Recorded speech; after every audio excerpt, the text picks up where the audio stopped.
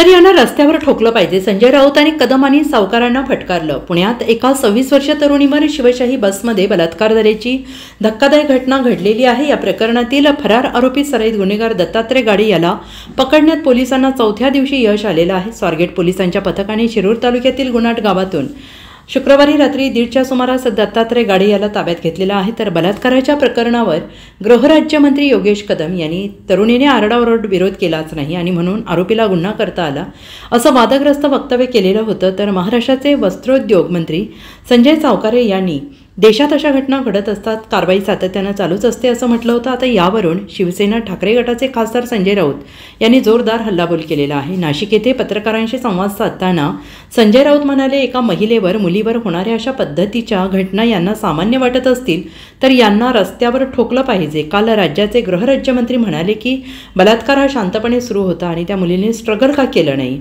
तिने शांतपणे होऊ दिलं म्हणजे सगळं आम्हाला कसं कळणार. महिलांवरील अत्याचारासंबंधी मंत्री किती असंवेदनशील आहेत. मग बलात्काराला राज्य मान्यता द्या, कॅबिनेटमध्ये असा ठराव मंजूर करावा असा हल्लाबोल त्यांनी केलेला आहे. देशामध्ये अशा घटना होतच राहतात बलात्कारासारख्या, बरं का. मग केंद्रामध्ये काँग्रेसचं सरकार असताना जे निर्भया कांड घडलं तेव्हा भारतीय जनता पक्षानं 21 दिवस संसद ठप्प केली. आम्ही त्यात होतो. दिल्लीसह देशातल्या अनेक रस्त्यांवरती कार्यकर्ते उतरले.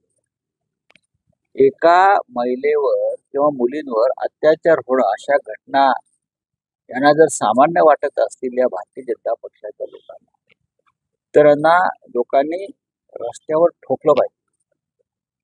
काल राज्याचे गृहराज्यमंत्री असं म्हणत होते पत्रकार परिषदेत की लक्षात कसं आलं त्यामुळे बलात्कार फार शांतपणे सुरू होता. हे योगेश कदम गृहराज्यमंत्र्यांचे वक्तव्य आहे. त्या मुलीनं म्हणे स्ट्रगल केलं नाही, तिने शांतपणे होऊ दिलं सगळं, मग आम्हाला कसं कळणार, असं पोलीस खात्याचे राज्यमंत्री म्हणतात. म्हणजे बलात्कारासारख्या किंवा महिलांवरील अत्याचारासंदर्भात या सरकारचे मंत्री किती असंवेदनशील आहे, किती बेफिकीर आहे. कोण म्हणतं अशा घटना होत असतात. मग बलात्काराला राजमान्यता द्या, सांगा मोदींना किंवा अमित शहाना.